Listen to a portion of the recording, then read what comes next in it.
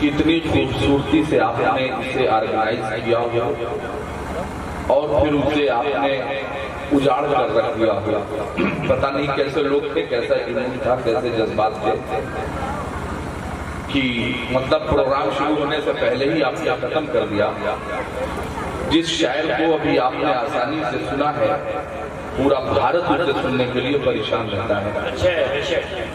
भाई जुबैर फैजी साहब हो, तरन्नुम भाई हो या हमारे ये उलमा हो, आपसे ज्यादा तादाद में तो ये बैठे हैं जिनके लिए मैं कहता हूँ कैसे कैसे ये मुसलमान नजर आते हैं। मैले कपड़ों में भी ज़ीशान नजर आते हैं और तुम अमीरी में भी फकीरों की तरह लगते हो। हम चटाई पे भी सुल्तान नजर आते हैं, फकीरों की तरह लगते हो। हम चटाई पे भी सुल्तान नजर आते हैं। और इसलिए नहीं मैं आज मेरा कबीला बहुत मजबूत है, इसलिए इस बात को कह रहा हूँ। मैं जहां भी रहता हूँ, तन्हा भी हूँ, तो इस बात को जरूर कहता हूँ, क्योंकि 10 साल तक मदरसों में रखकर हमें यही तालीम दी जाती है, इस बात की तलकीन की जाती है, बेटा किसी एठिया सेठिया की तारीफ न करना, करना ही होगा तो ये कहना करूं मदहे अहले तुगल रजा, पड़े इस बला पे मेरी बला, मैं गदा हूं अपने करीम का, मेरा दीन पारायना नहीं। हमें क्या पता कि कौन सदर है, कौन खजांची है, कौन नाजिम है, कौन क्या है, मुझे इससे गरज नहीं। लेकिन मैंने कहा है कि तुम अमीरी में भी फकीरों की तरह लगते हो। और एतराफ भी है, बेशक की आवाज आना इस बात का इशारा है कि एतराफ जुर्म है हमें। कल तक हमारे पास पहनने के लिए कपड़े नहीं थे, तो कपड़े फटे होते थे तो सिल के पहना जाता था। और आज अल्लाह ताला ने अपने महबूबीन का सदका अदा कर दिया तो 1800 का फटा हुआ जींस पहन के घूम रहे हैं। तुम अमीरी में भी फकीरों की तरह लग रहे हैं। देखिए, किसी का 4 जगह फटा है, किसी का 5 जगह फटा है, इतना शुक्रिया। पहले पैसे नहीं होते थे बाल कटवाने के लिए, तो 10-5 रुपए में हजाम साहबान इधर का उधर काट के घुमा के भेज देते थे। अब 200-200 रुपए देके गधों की तरह बाल कटाया जा रहा है। तो अमीरी में भी फकीरों की तरह ऐसा लगता है जैसे अमीरी में भी फकीरों की तरह लगती है। और याद रखिएगा कि अगर मेरे किसी भाई को बात बुरी लग रही हो तो मैं उनमें से नहीं हूँ कि जो कहूंगा कि साहब माफी चाहता हूँ। मैं आईना हूँ, दिखाऊंगा दांत चेहरे, जिसे खराब लगे वो सामने से हट जाए। एक बैठे हो भाई, एक भी नहीं बैठोगे, कोई फर्क नहीं। लेकिन जब नाम रखते हो अहमद रजा, अब्दुल करीम, अब्दुल मुस्तफा नाम रखकर और चौराहे पर जानवरों की तरह बाल कटा कर घूमते हो, खुदा की कसम सर शर्म से छूट जाता है। ईसाइयों ने प्लान किया, मंसूबा बनाया कि पैगंबर इस्लाम की माशाअल्लाह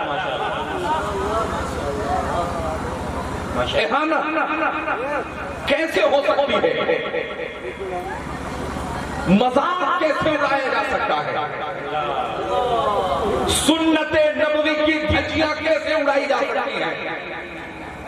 उन्होंने चेहरे पर हल्की फुल्की दाढ़ी रखी और उसमें किसी ने यहाँ से काटा, किसी ने यहाँ से, किसी ने यहाँ से, बस उनकी तकलीर लिया हमारे साथियों ने, भाइयों ने, और फिर इन्होंने भी दाढ़ी का मजाक बनाना शुरू कर दिया। सोचिएगा, कल तक पहनने के लिए कपड़े नहीं थे तो सिल के पहनते थे।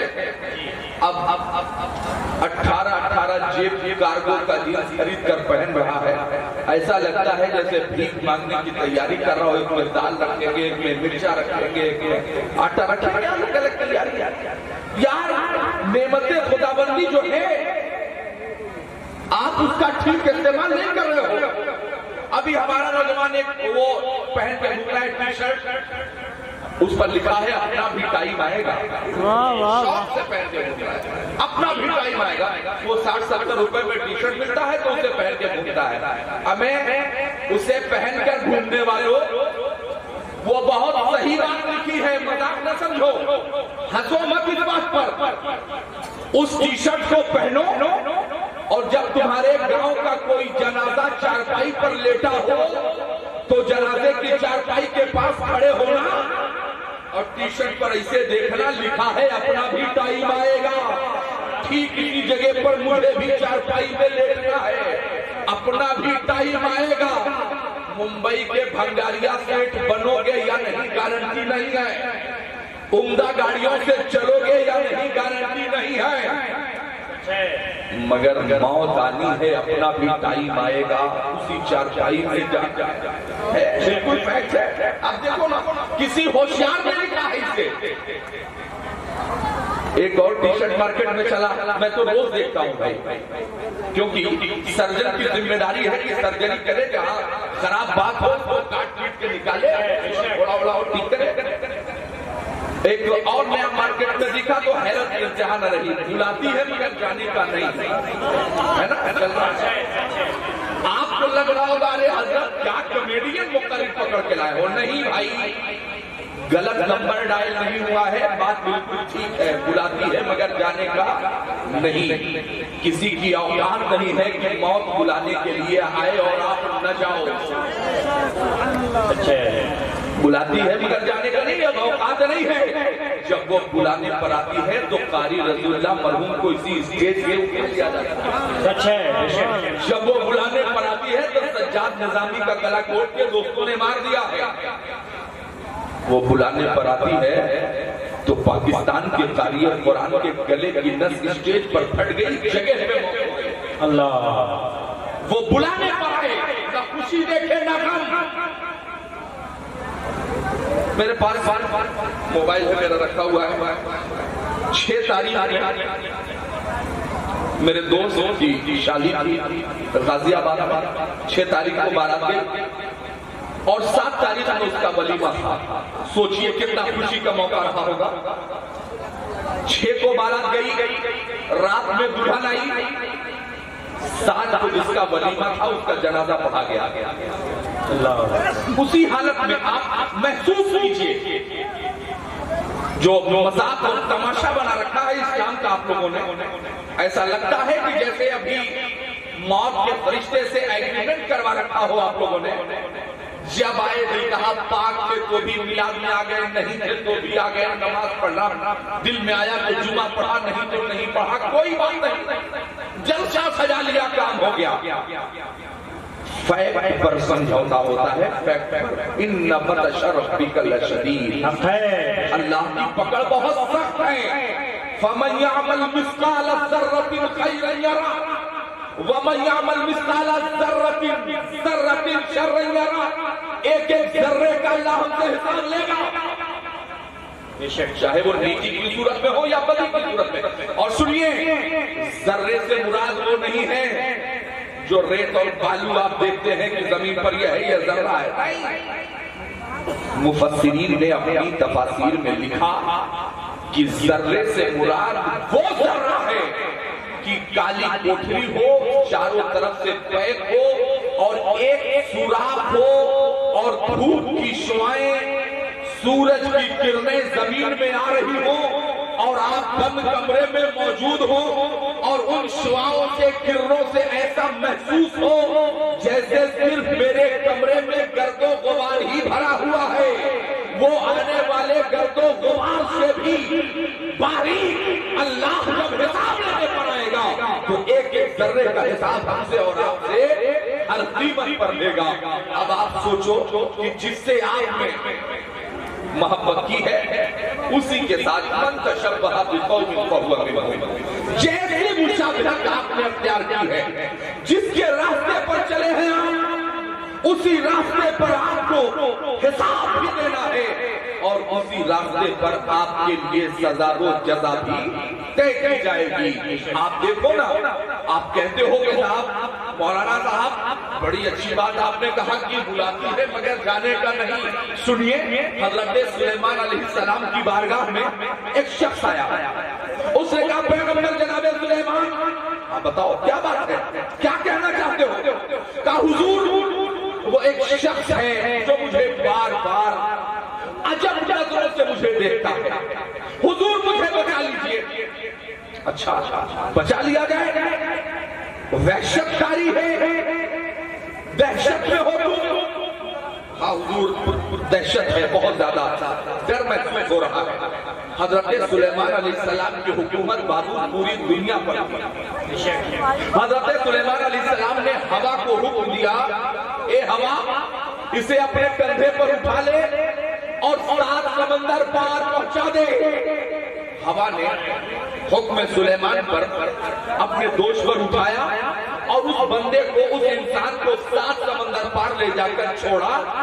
ادھر سے موت کا فرشتہ آیا، جناب سلیمان علیہ السلام کو سلام پیش کیا تو جناب سلیمان نے کہا موت کے فرشتے کہو کیسے آنا ہوا؟ کسی کی خیریت نہیں ہے؟ نہیں، یہاں تو سب کی خیریت ہے، بس آپ کو شکریہ بولنے کے لیے آیا ہوں۔ جناب سلیمان علیہ السلام نے کہا ارے بھائی تم نہ بیوی دیکھتے ہو نہ بچہ، نہ امیر دیکھتے ہو نہ غریب، نہ کالا دیکھتے ہو نہ گورا، نہ دولت مند دیکھتے ہو نہ مفلس، تم کب سے شکریہ بولنے لگے؟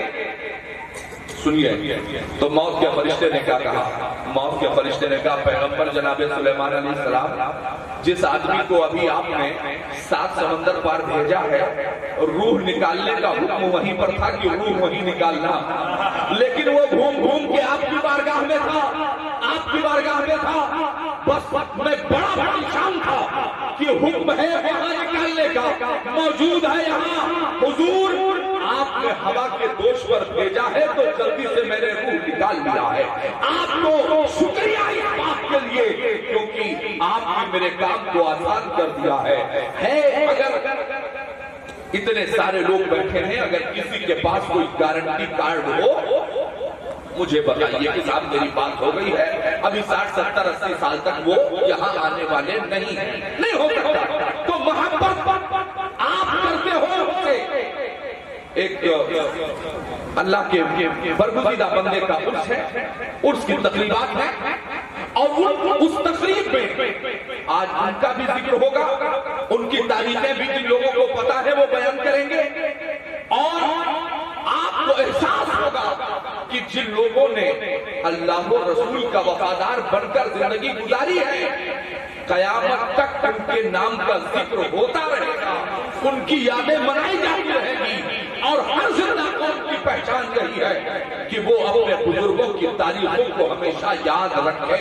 یہ آپ کی ذمہ داری ہے۔ یہ ایصال ثواب کی محفل ہے، اور ایصال ثواب کی محفل میں آپ کچھ بتاتے نہیں ہو، آپ اپنے بچے کو سکھاتے ہو کہ دیکھ بیٹا اگر میں اپنے باپ کے انتقال کے بعد تمہیں نہیں بھولتا تو تم بھی مجھے مت بھولنا، میرے باپ تم بھی ایصال ثواب کی محفل قائم کرتے رہتا، اور یہی وجہ ہے آج مجھے حیرت ہوتی ہے اپنے ان نوجوانوں پر جنہیں نہ نماز کے طریقے پتا، نہ غسل کا طریقہ پتا، نہ وضو کا طریقہ پتا، بیٹھے ہیں کوئی ادب سے بیٹھا ہے، کوئی بے ادب ہو کر کے بیٹھا ہے، اور یہ پردھانی کا چناؤ ہے۔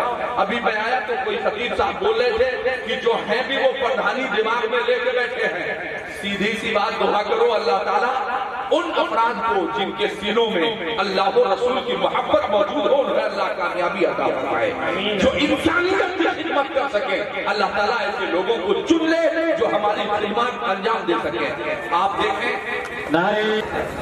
کئی طرح کی دوائیں کھانے سے ریئیکشن ہوتا ہے، ایسے ہی زیادہ رضاکار ہو جائیں تو جلسہ تباہ ہو جاتا ہے، ریئیکشن ہو جاتا ہے۔ ارے دو ایک آدمی یار ادھر سے ذمہ دار کھڑے ہو جاؤ، سب ڈنڈا لے کے ہاتھوں گے تو بیٹھے گا کون؟ ادب کے ساتھ بیٹھیں۔ یہ محفلیں بار بار نصیب نہیں ہوتی ہیں، بڑی مشکل سے یہ مواقع میسر ہوتے ہیں۔ آپ حضرت کے نورانی چہرے کی زیارت کریں، یہ مقدس علماء ممبر شریف پر تشریف فرما ہے، ان حضرات مقدس علماء کرام کے چہروں کی زیارت کریں اور دیکھیں کہ اللہ والوں کی شان کیا ہوتی ہے۔ آج میں آپ کو ایک آخری پیغام دے کر، میں بہت زیادہ دیر تک نہیں، میرے بعد بھی خطبہ اعظام موجود ہیں، ان کے خطابات ہونے ہیں، صرف اپنے نوجوانوں کو میں یہ تعلیم اور یہ تلقین کر کے آپ سے رخصت ہونا چاہتا ہوں کہ جس بے راہ روی کا شکار ہوا، ابھی چند دن پہلے آپ کو اپنی اوقات کا اندازہ ہو گیا تھا، ممبئی سے 7 مہینے کے پہلے اگر شوہر آتا تھا تو بیوی کہلواتی تھی کہہ دو 14 دن پہلے مدر اسکول میں رہ لے تب گھر کا رخ کریں گے، یعنی اپنی بیوی شوہر کے قریب آنے سے بھاگ رہی تھی۔ اندازہ کیجئے گا اپنا سگا بھائی، وہ اگر ایک بھائی بمبئی سے آ رہا تھا تو دوسرا بھائی اس کا بیگ چھوڑنے کے لیے تیار نہیں تھا۔ اگر بیٹا آ رہا تھا تو باپ کو استقبال کے لیے چوراہے پر کھڑا ہوتا ہے، باپ اپنے بیٹے سے دور بھاگ رہا تھا۔ عجب اتفاق ہے کہ جب عذاب نازل ہونے لگے، پریشانیاں آنے لگے تو آپ کو خدا یاد آتا ہے، تب آپ کو اولیاء کرام کے چوکھٹ یاد آنے لگتے ہیں، تب آپ کو بزرگان دین کے وسیلے یاد آنے لگتے ہیں۔ میں پوچھنا چاہتا ہوں قوم کے نوجوانوں، تم نے مذہب اسلام کا اتنا مذاق بنایا ہے کہ چوراہوں پر کھڑے ہو کر ہمارا نوجوان آدھی چائے کے لیے قسم کھاتا ہے، بھائی آپ نے چائے پیا؟ نہیں پیا۔ ارے بھائی گلاس تو رکھا ہے، اللہ سے بولو خدا قرآن کی قسم لو بھیا ہم نے چائے پی، یار آدھی چائے کے لیے تم نے خدا کی قسم کھا لی۔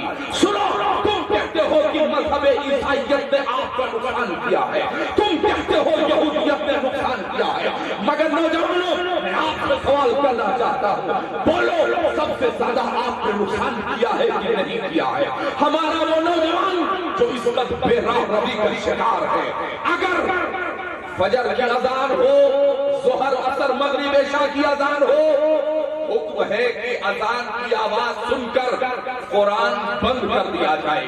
اب قرآن کی تلاوت نہیں کی جا سکتی کیونکہ اذان ہو رہی ہے، کسی بھی وقت کی اذان ہو، اذان ہو رہی ہے تو آپ قرآن نہیں پڑھ سکتے۔ سوچئے گا آپ نے کتنا نقصان کیا ہے مذہب اسلام کا۔ قرآن بند کر دینے کا حکم ہے، تم اپنے موبائل کو بند کرنے کے لیے تیار نہیں ہو۔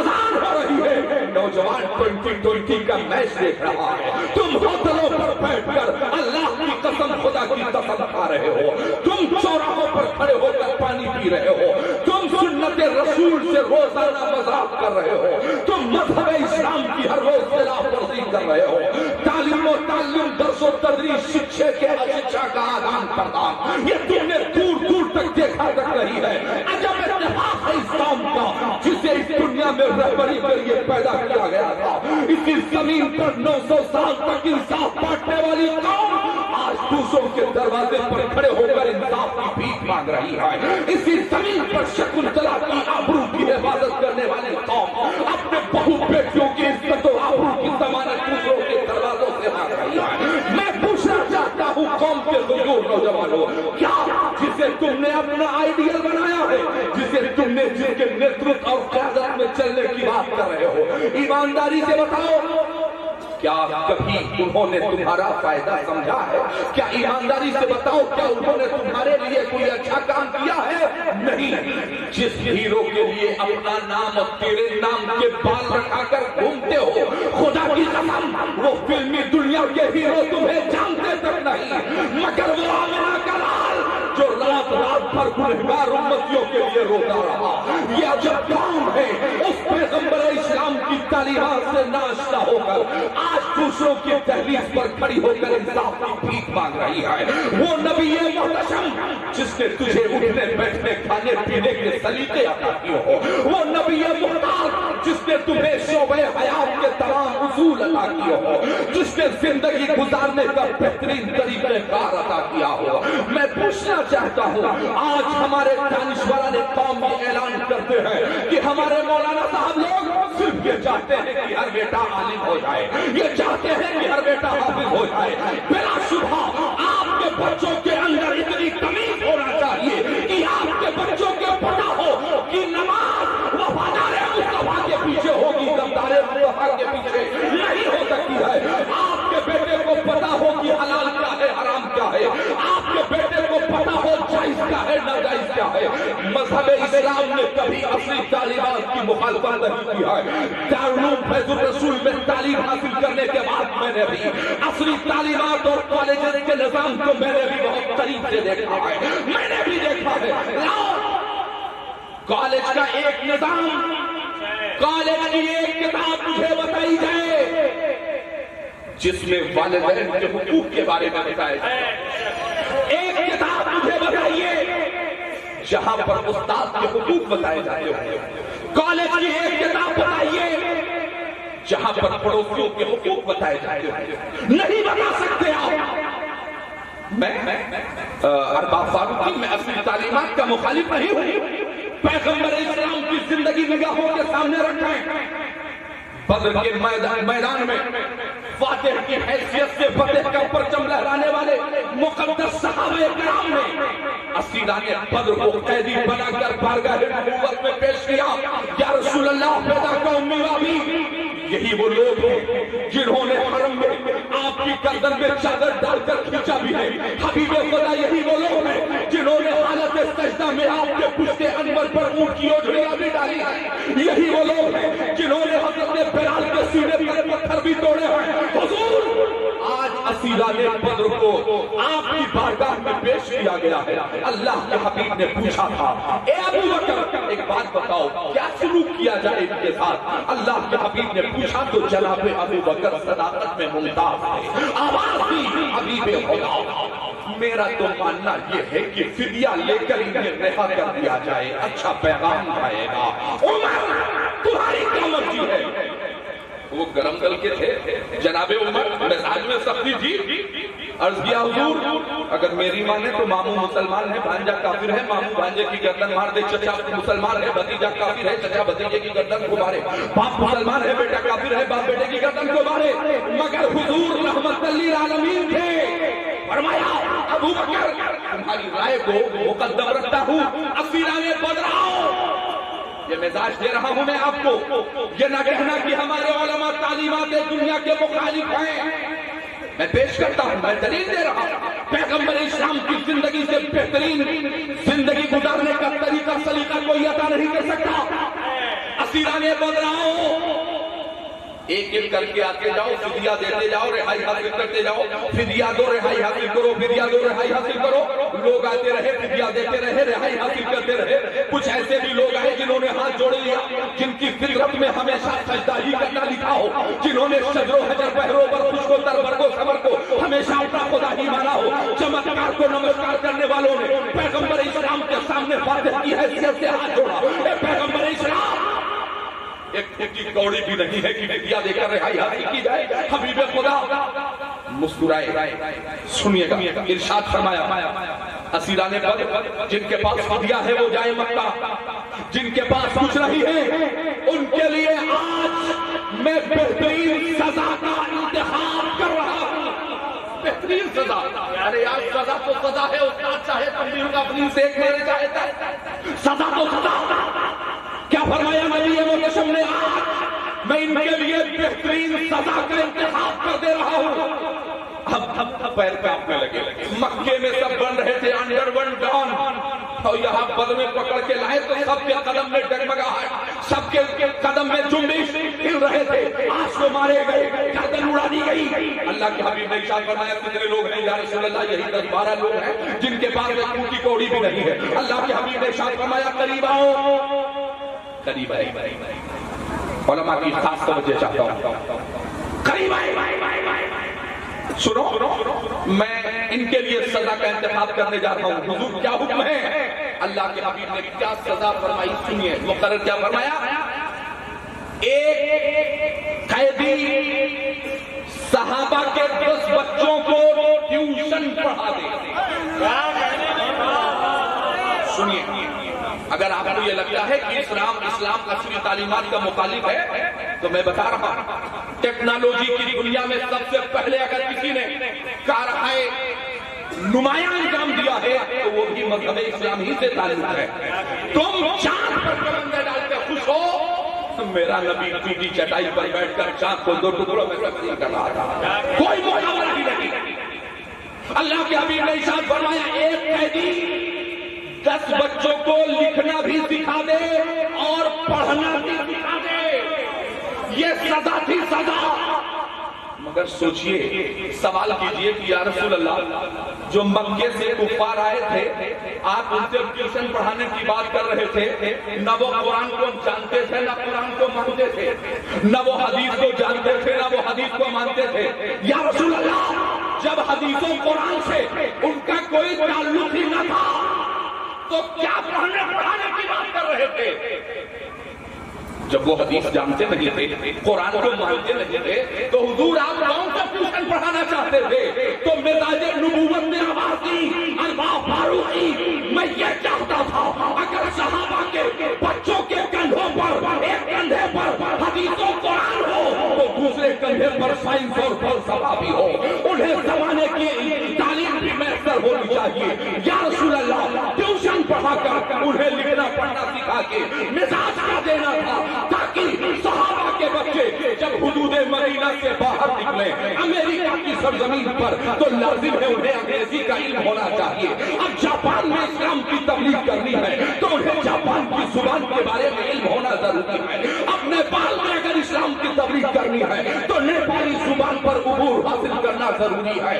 تو پیغمبر اسلام نے تمام تعلیمات کو جو انسان کو فائدہ پہنچاوے اس پر عمل کرو گے کامیاب ہو جاؤ گے، اور اس کا 100% الٹا مخالفت میں ہم لوگوں نے کام کرنا شروع کر دیا تو تباہ ہو گئے۔ اسلام نے ریاضی پڑھنے سے، اسلام نے سائنس پڑھنے سے، اسلام نے جغرافی پڑھنے سے، اسلام نے میتھمیٹکس پڑھنے سے کبھی نہیں روکا آپ کو، مگر دونوں تعلیمات کا ہونا ضروری ہے۔ حلال اور حرام کا فرق ہو، جائز اور ناجائز کے بارے میں پتا ہو، اپنے اور پرائے کے بارے میں جانکاری ہو، تو یاد رکھیے گا ان اللہ والوں نے وہ تعلیم حاصل کی ہے جس تعلیم کے ذریعے پوری دنیا میں امن کا پیغام دیا جا رہا ہے۔ آخری بات کہہ کر میں اپنی گفتگو ختم کروں، پورے بھارت میں یہاں بھی لوکل انٹیلیجنس یونٹ LIU وبھاگ کے تھانے کے کوئی ذمہ داران اخباری نمائندے موجود ہو تو میری بات کو نوٹ کریں۔ ہندوستان سے دہشت گردی کے خاتمے کے لیے میں ایک آسان سے نسخہ عطا کرتا ہوں، اور سب سے پہلے اس نسخے کو اتر پردیش میں عمل میں لا دیا جائے۔ آتنکواد دہشت گردی کا خاتمہ ہوگا، آتنکواد کے خاتمے کو بموں میزائلوں کی بارشوں سے نہیں ختم کیا جا سکتا۔ پوری دنیا سے آتنکواد کا خاتمہ کرنا ہو تو پوری دنیا کو غوث اعظم کی دہلیز سے جوڑ دیا جائے۔ ہندوستان سے آتنکواد کا خاتمہ کرنا ہے، اولیاء کرام کی چوکھٹ سے تمام انسانوں کو جوڑ دیا جائے، آتنکواد کا خاتمہ ہو جائے گا۔ اور دعوت اتحاد دینے والوں سنو، ہم دعوت اتحاد پر لبیک کہتے ہیں، مگر ہمارا اتحاد وائٹ ہاؤس پر نہیں ہوگا، ہمارا اتحاد تاج محل پر نہیں ہوگا، ہمارا اتحاد لال قلعے کے میناروں پر نہیں ہوگا۔ ہم مسلمانوں کا اتحاد ہوگا تو شعیب الاولیاء کی چوکھٹ پر ہوگا، ہمارا اتحاد ہوگا تو مخدوم شمنانی کی چوکھٹ پر ہوگا، ہم اتحاد کو قبول کریں گے تو سالار مسعود غازی کی چوکھٹ پر ہمارا اتحاد ہوگا۔ ابھی لاک ڈاؤن سے پہلے سنیے کس نے گنگا جمنی تحقیق کو زندگی دی ہے۔ یہ جن اولیاء کرام کو فاذکرونی اذکرکم اللہ ارشاد فرماتا ہے تم مجھے یاد کرو میں تمہیں یاد کروں گا۔ اللہ کیسے یاد کرتا ہے سنو، بہرائچ کی سرزمین پر لاک ڈاؤن سے پہلے موجودہ حکومت کے ایک سرپرست نیتا نے مائک پر کھڑے ہو کر بہرائچ کی سرزمین پر دو لفظ، پوری بات نہیں، دو جملے کہے تھے، سرکار مسعود غازی کے خلاف زہر افشانی کی 1000 سے زائد کرسیاں لگی تھی۔ جیسے ہی لوگوں نے سنا کہ سالار مسعود غازی کے خلاف یہ نیتا بول رہا ہے، کھڑے ہو گئے، کرسیوں کو توڑا اور کہنے لگے ابے نیتا تجھے تیری نیتا گیری مبارک، ہم سب برداشت کر سکتے ہیں، اپنے بابا مسعود غازی کے خلاف ایک لفظ بھی برداشت نہیں کر سکتے ہیں، کیونکہ ولی ولی ہے، ولایت کی شان رکھتا ہے، ولی زبان میں دونوں جہان رکھتا ہے۔ اس لیے چونکہ مقدس علماء موجود ہیں، میں اپنی گفتگو کو اس شعر پر ختم کرتا ہوں، ذرا سی بے اصولی سے کداور ڈوب جاتا ہے، کبھی تھوڑے تھوڑے پانی میں شناور ڈوب جاتا ہے، کہاں آگے چلے جاتے ہو تم سب جانتے ہیں، مغرب وہاں سورج بھی جاتا ہے تو جا کر ڈوب جاتا ہے. مغربی تہذیب نہیں، تقلید مصطفی کیجئے، شریعت مطہرہ پر عمل کیجئے، اپنے گھروں میں اسلامی ماحول پیدا کیجئے، اپنی بچیوں کو ام المومنین عائشہ صدیقہ اور سیدہ خاتون جنت فاطمہ الزہرا سلام اللہ علیہا کا کردار پڑھا دیجئے. خدا کی قسم نہ بیٹی غدار ہوگی نہ بیٹا غدار ہوگا، وہ وفادار ہوں گے اور مسلک اعلیٰ حضرت مذہب اہل سنت کے سچے پاسبان کی حیثیت سے اپنے والدین کے وفادار ہوں گے. اللہ رب العزت ہمیں اپنے بزرگوں کی تاریخوں کو دوسروں احتشام کے ساتھ منانے کی توفیق عطا فرمائے. وما علینا الا البلاغ. السلام علیکم ورحمۃ اللہ وبرکاتہ.